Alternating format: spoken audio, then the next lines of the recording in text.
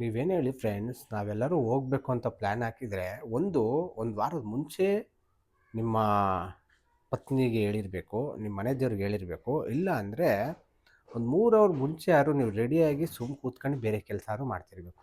ಯಾಕೆ ಗೊತ್ತಾ? ಬನ್ನಿ ಇಲ್ಲಿ ನೋಡಿ, ಇಲ್ಲಿ ಹಾಂ ಹೇಳಿ 3 ಅವರ್ ಆಯಿತು, ಇನ್ನೂ ಅದೇನೋ ಮೆತ್ಕತಿನೇ ಅವ್ರು ಹೇಳು. ಏನಮ್ಮ ಮೆತ್ಕತಿದ್ಯಾ? 3 ಅವರ್ ಆಯಿತು ಎಲ್ಲರೂ ಹೋಗ್ಬೇಕು ಅಂದರೆ.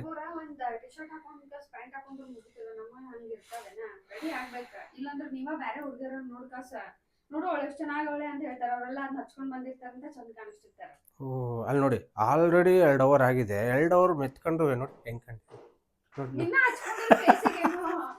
ಅಯ್ಯಪ್ಪ, ಇನ್ನೂ ಹಚ್ಕೊಂಡಿಲ್ವಾ? ನೋಡಿ ಫ್ರೆಂಡ್ಸ್, ಹಿಂಗೆ ಇನ್ನೂ ಡ್ರೆಸ್ಸು ಹಾಕೊಂಡಿಲ್ಲ. ಆಲ್ರೆಡಿ 2 ಅವರ್ ಆಯಿತು. ನೀನು ನಂಬ್ಕೊಂಡು ಏನಾದ್ರು ಆಲ್ರೆಡಿ ಅದೇ ಒಂದೇ ಬರೋತ್ತಾಗಿತ್ತಲ್ಲ, ಹಂಗೆ ಆಯ್ತದೆ. ಓಕೆ ಮೇಡಮ್, ನೋಡಿ ಹಿಂಗೆ ಆಗುತ್ತೆ. ಏನು ಮಾಡ್ತೀರಾ? ಏನೂ ಮಾಡೋಕ್ಕಾಗಲ್ಲ. ಮದುವೆ ಆದಮೇಲೆ ಇದೆಲ್ಲ ಅನುಭವಿಸ್ಲೇಬೇಕು.